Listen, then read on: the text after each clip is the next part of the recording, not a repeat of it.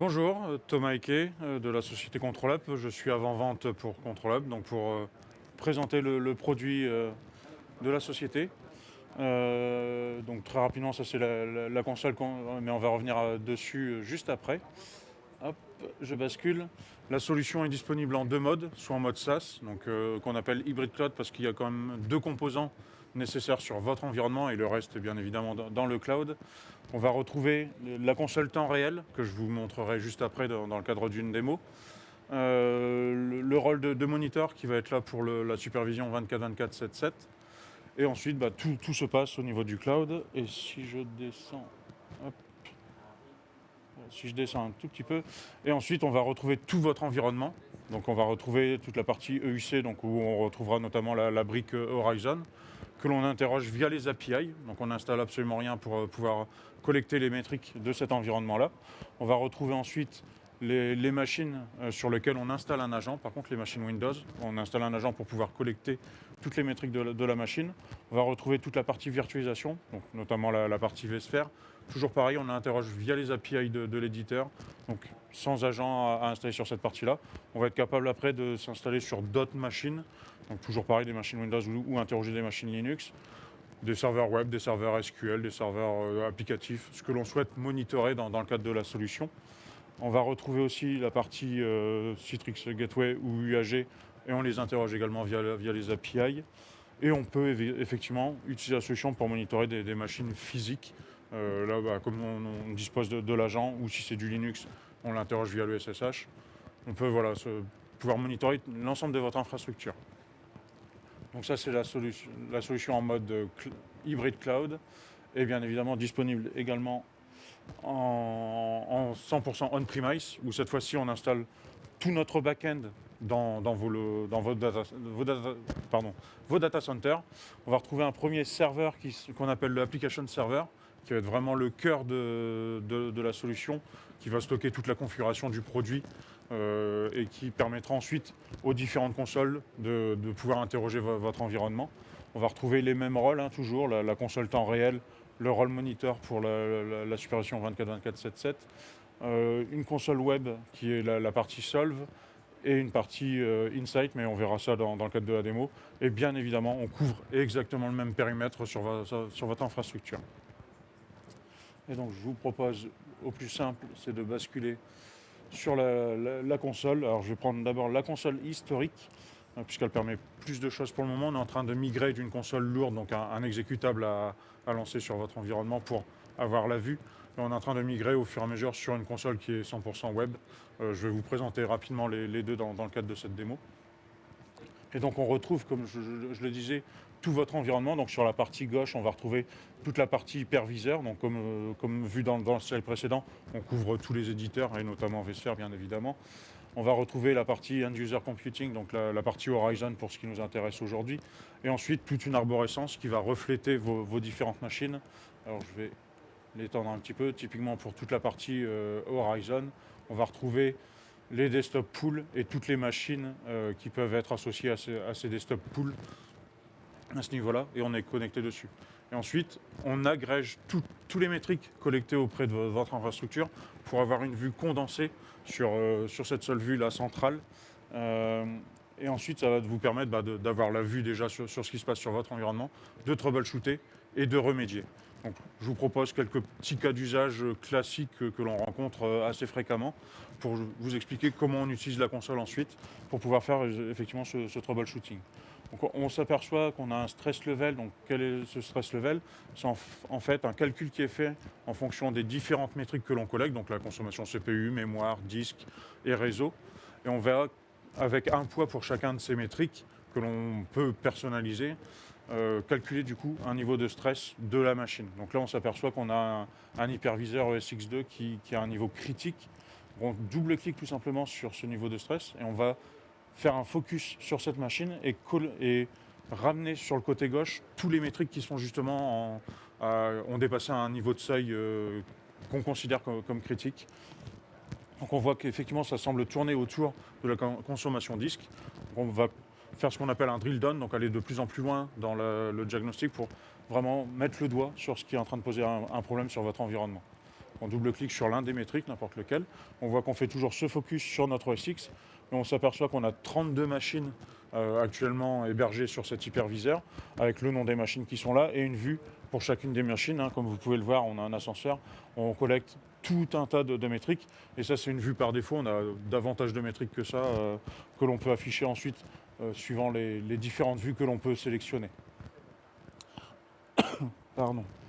Et donc, on continue ce drill down pour toujours comprendre ce qui se passe, puisque visiblement, on a surtout une machine qui semble être à l'origine de la consommation disque. Même si on a d'autres qui consomment un peu, il y en a vraiment une qui se démarque du reste. Donc toujours pareil, on continue ce double clic pour aller encore un peu plus loin dans le diagnostic. Donc cette fois-ci, on fait le focus sur cette VM. On s'aperçoit que c'est une Windows 10, donc c'est une VDI tout simplement. On a une utilisatrice Irina qui est visiblement connectée sur la machine. Donc toujours pareil, on continue ce drill down et on descend au niveau process sur cette VM et on s'aperçoit qu'effectivement on a un process dynamo.exe qui est en train de consommer les ressources sur cette VM et que ça remonte même du coup, ça donne un impact sur le ESX et donc toutes les VM de cette ESX et potentiellement comme on est sur la partie data store, peut-être d'autres ESX potentiellement. Et donc voilà, en quelques clics comme vous avez pu le voir, on est parti de l'hyperviseur, on est descendu jusqu'au process de la session et on peut mettre déjà le doigt vraiment sur ce qui se passe, pourquoi on a le souci à un instant T et on va pouvoir remédier. Alors, chose qu'on pourrait faire assez facilement, c'est un kill process. Ça peut être bien dans le cadre d'un process dont on maîtrise la conséquence de l'arrêter. Si c'est une application business qui est utilisée par l'utilisateur, ça peut être peut-être pas la meilleure des idées. On va pouvoir tout simplement envoyer un message à l'utilisateur, nous demander de rappeler le helpdesk pour l'aider, faire une prise de main. On va pouvoir faire un RDP sur la machine, s'il n'y avait pas d'utilisateur connecté, faire un RDP sur la machine pour prendre la main sur la machine et puis diagnostiquer vraiment sur la machine en elle-même pour comprendre ce qui se passe. On a quelques scripts qui vont permettre de lancer typiquement un procmon pour essayer de comprendre peut-être un petit peu plus loin, avoir un peu plus de détails encore sur ce qui consomme la ressource disque à l'instant T. Voilà, on va avoir tout un ensemble d'actions possibles en tout cas. On va pouvoir faire un memory dump pour essayer, toujours pareil, d'analyser ce qui se passe précisément dans le process à l'instant T.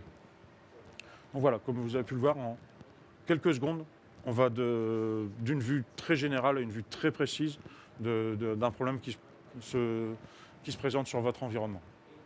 Donc ça, c'est un exemple que l'on montre assez fréquemment. Je vais en montrer un deuxième qui intéresse beaucoup les clients depuis la pandémie, puisqu'il y avait beaucoup de télétravail. Et les utilisateurs sont connectés à la maison, peuvent par moment expliquer qu'ils ont des lenteurs. Et on a toujours du mal à savoir, est-ce que c'est le réseau local de l'utilisateur à sa maison? Est-ce que c'est interne à l'entreprise? Est-ce que c'est sur Internet?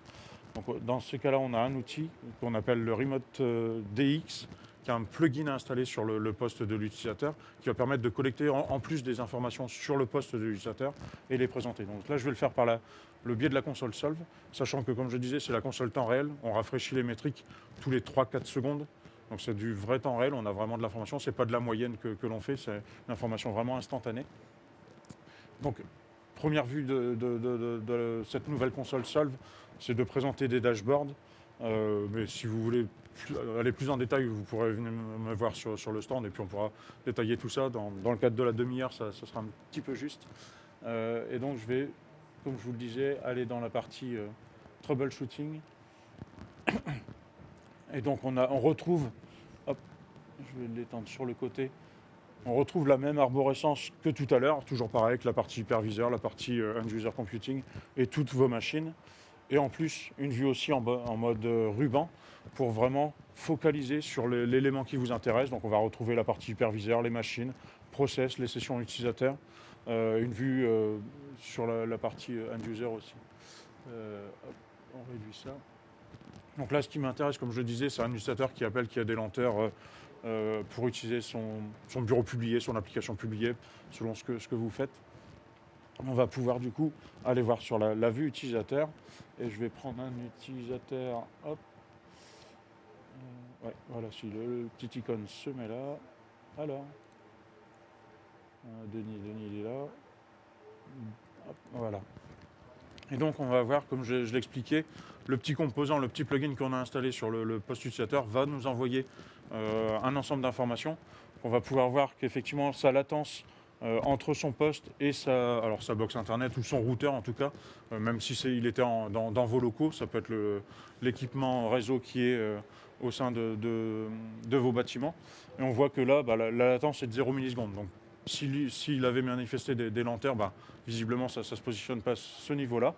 On fait un test aussi vers Internet. Donc là, en l'occurrence, par défaut, on utilise la 8.8.8.8 de Google.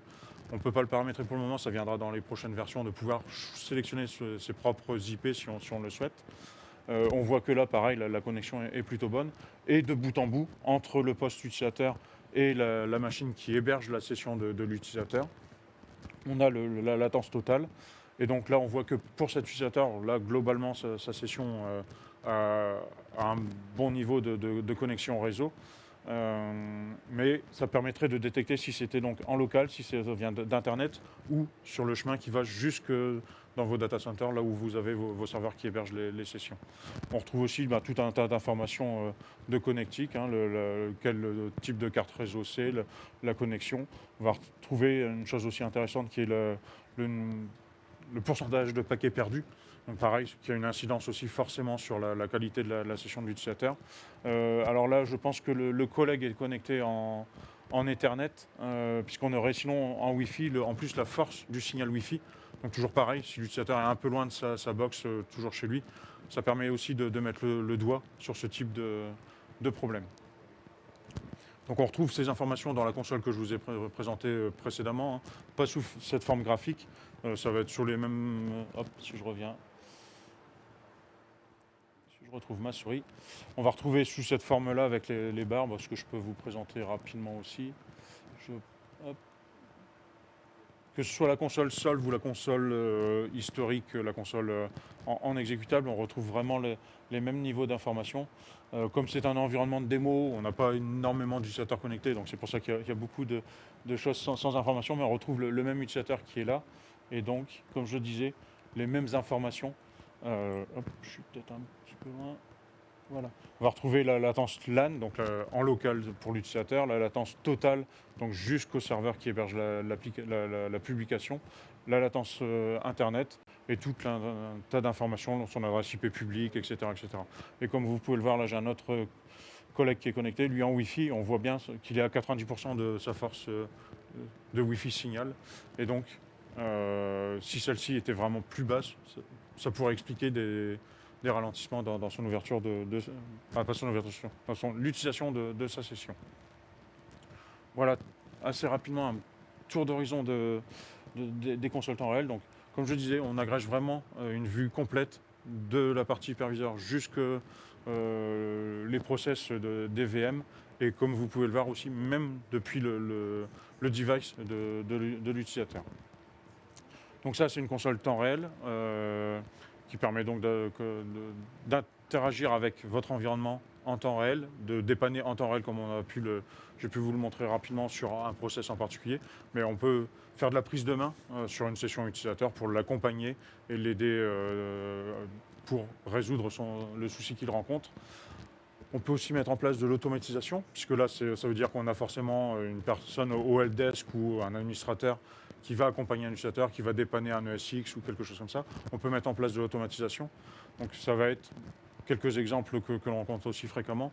Un disque C qui va arriver à saturation. On peut déclencher une action qui va être un script qui va nettoyer les répertoires classiques, les C Windows Stamp, les étoiles.dmp, tout ce type de fichiers qu'un administrateur ferait de toute manière de base.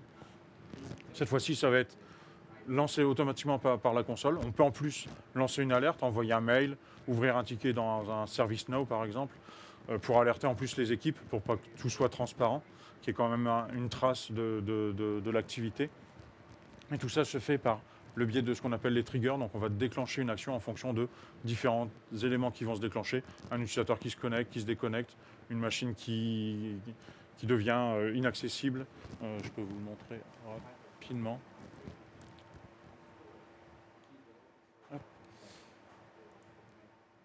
Donc les triggers. On va se baser donc sur un niveau de stress level, comme je vous l'ai montré au tout début, le SX qui était sur un niveau critique. Donc si on passe à un niveau critique, on peut déclencher des actions. Donc comme je disais, un mail, une alerte dans la console, ça peut biper dans la console éventuellement, ouvrir un ticket ServiceNow comme je le disais, ou déclencher une action via un script sur un événement Windows, donc un événement qui arriverait dans le journal application typiquement, de déclencher quelque chose, sur une machine qui donc, comme je disais, qui s'arrête, sur un process qui démarre, déclencher des actions, sur un process qui s'arrête, un utilisateur qui se connecte ou qui se déconnecte, et sur quelque chose d'avancé. Donc là, c'est là où on va se baser sur n'importe quelle métrique remontée par l'outil.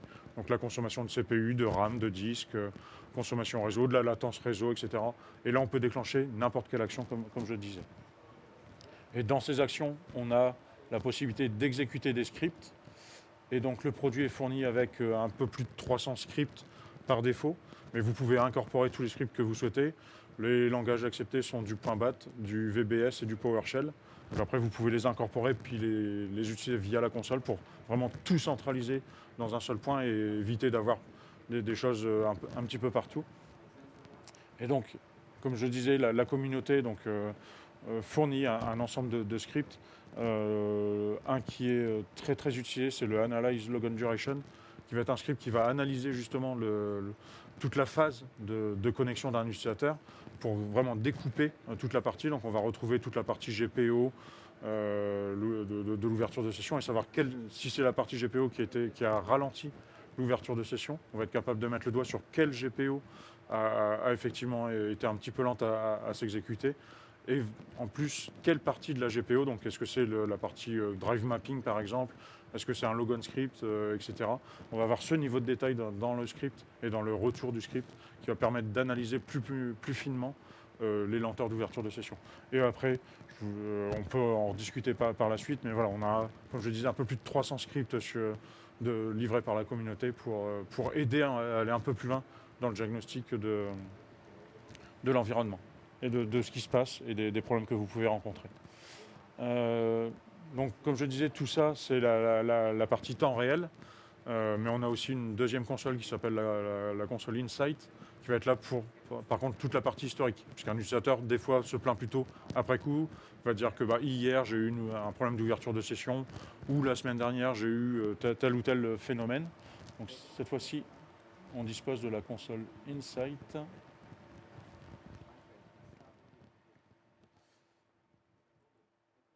Et donc qui va, comme je disais, présenter différents rapports pour tout ce qui a pu s'exécuter sur les journées précédentes. On va retrouver un premier rapport qui est une vue de la journée précédente. Donc on est jeudi, là c'est une vue de ce qui s'est passé sur l'environnement de démo de mercredi. Donc avec une vue pour la partie utilisateur, la partie machine, la partie hyperviseur et la partie application, avec quelques informations qui peuvent être pertinentes et intéressantes pour comprendre si on a eu un problème important, majeur la journée précédente, d'avoir une vue de ce qui s'est passé. Typiquement, savoir qu'on a eu des machines qui ont peut-être eu un pic de CPU, ce n'est pas le cas pour notre environnement, ou pareil sur la partie RAM. Le nombre de sessions utilisateurs, s'apercevoir qu'on a eu peut-être une baisse par rapport, ou au contraire une augmentation de consommation de notre environnement. Voilà, tout un tas d'informations autour de ça. Et après, on va retrouver un ensemble de rapports qui va permettre de... Alors, je vais prendre... je vais essayer de trouver un collègue qui travaille une session qui a un petit peu duré. Je vais retrouver une session qui m'intéresse. Hop. Peter, souvent, il a des sessions qui sont intéressantes. Là, on va faire le focus sur une session utilisateur qui, toujours pareil, nous appelle et a rencontré des soucis. On va être capable, du coup, sous la forme d'un diagramme de Gantt, d'avoir toute l'activité de sa session.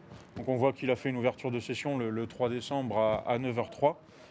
Sa session a été active vraiment au tout début de l'ouverture de session. Puis ensuite, il s'est retrouvé en idle, puis de nouveau actif, de nouveau idle, puis ensuite déconnecté. Alors là, c'est peut-être pas le meilleur des exemples, mais en fait, voilà, c'est pour vous présenter un peu comment ça va se présenter. Si vous avez un utilisateur qui se déconnecte, puis en plus se reconnecte, on aurait vraiment toute cette vue sur le diagramme de Gantt. Et Et en plus, alors là du coup c'est pas le meilleur exemple, je vais essayer d'en trouver un autre. Je vais revenir avant. Voilà, désolé. Pas appuyer sur le bon bouton. Si je reviens en avant, je vais essayer de trouver une session qui sera plus pertinente.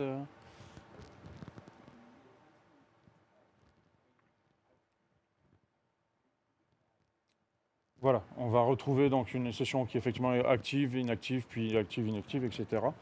Et on va retrouver les informations du poste utilisateur utilisé. Donc c'est une information pareille qui peut être pertinente si vos utilisateurs changent de poste dans la journée ou sur toute la durée de la session, et de retrouver du coup sur quelle machine la personne était connectée au moment où il signale son problème.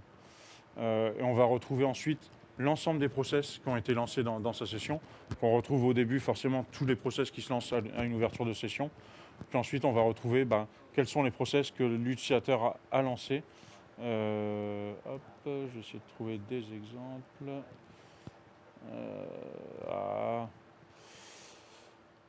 Hop.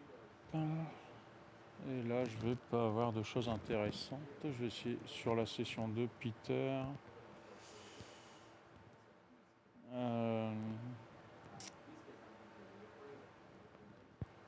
Alors je vais rien avoir d'intéressant malheureusement sur ces sessions, mais typiquement si l'utilisateur a lancé un navigateur, Chrome et autres, on va avoir sous cette forme-là, sous cette forme-là, toute la durée d'exécution du process Chrome, Edge, Internet Explorer, voilà, peu importe quel navigateur, l'application métier, vous allez retrouver vraiment, si celle-ci en plus s'est arrêtée puis a été relancée, vous allez avoir tout ce type d'informations sur une session utilisateur. Et ensuite, un peu plus bas, on va retrouver la consommation de ressources sur la machine de l'utilisateur et l'utilisateur en lui-même, donc sur la partie CPU, RAM, disque et réseau. Donc on va retrouver un graphe avec deux courbes. La première en vert, ça va être toute la partie machine, et en dessous toute la partie utilisateur. Donc toujours pareil, si on a eu des pics de consommation, alors là le pic reste assez léger, mais pour vous présenter s'il y a eu des pics vraiment importants, on est capable sur un seul clic de savoir quels sont les process qui ont réellement consommé de la ressource à cet instant T. Donc typiquement chez un utilisateur, c'est plein de ralentissements par exemple. On a eu une consommation de CPU qui est montée à 100%. On est capable en un seul clic de savoir quel est le process à l'instant T qui a consommé.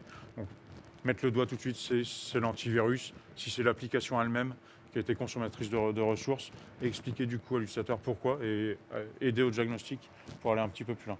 On va retrouver le même type de comportement pour toute la partie mémoire, avec le même principe, pouvoir cliquer et savoir quels process ont consommé les ressources sur votre environnement à cet instant-là.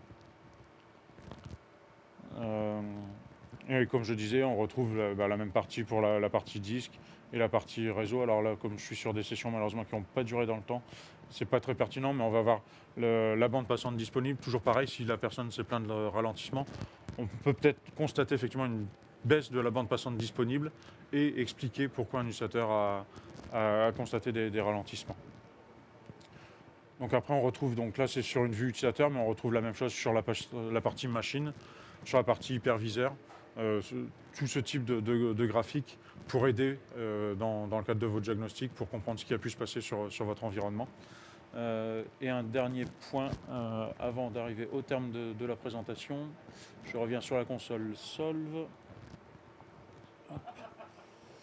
On a un autre outil qui s'appelle le Synthetic Monitoring, qui va être là plutôt pour s'assurer et contrôler la disponibilité de votre environnement.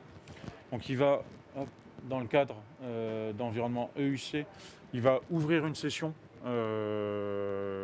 depuis un poste. Alors, soit un poste que l'on vous fournit qui est dans le cloud et le test est fait depuis cette machine-là, ou depuis une de vos machines, on déploie un petit agent sur votre machine et c'est cette machine-là qui lancera le test.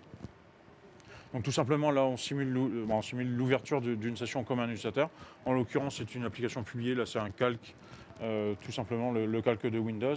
Et on peut aller dans le détail pour comprendre ce qui se passe dans le cadre d'un test. On peut avoir le détail du coup. Alors là, c'est sur une ouverture de session de type Citrix, mais on a la même chose pour la partie VMware.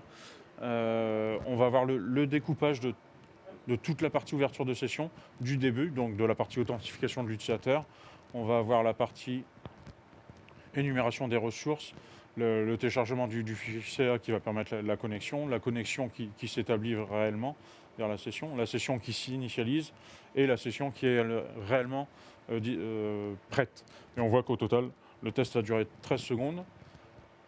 On a une capture d'écran pour prouver qu'effectivement la session est effectivement ouverte.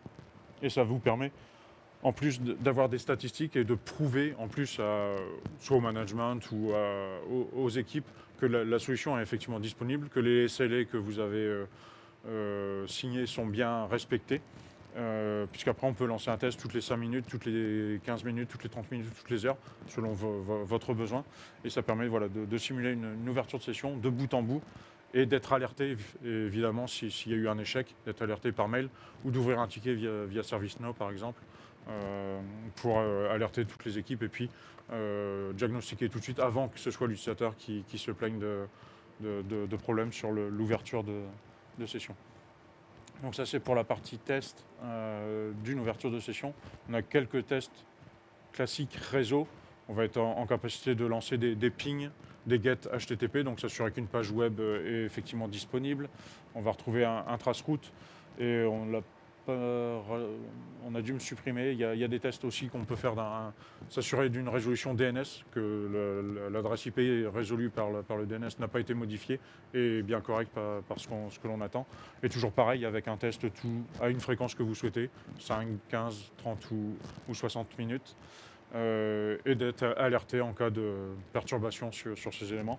Très, très rapidement, juste pour vous montrer, on retrouve le même type d'éléments dans le cadre d'un ping. Alors évidemment là c'est un peu plus simple que l'ouverture de session, mais on retrouve la même trace, la même capture d'écran pour prouver le test qui était bien concluant ou en échec dans ce cadre-là. Voilà, j'arrive au terme du temps de la session. Je ne sais pas si vous avez des questions, ou sinon après je suis disponible en haut pour répondre à toutes vos questions et aller un peu plus loin dans la présentation du produit. Voilà. Merci à vous.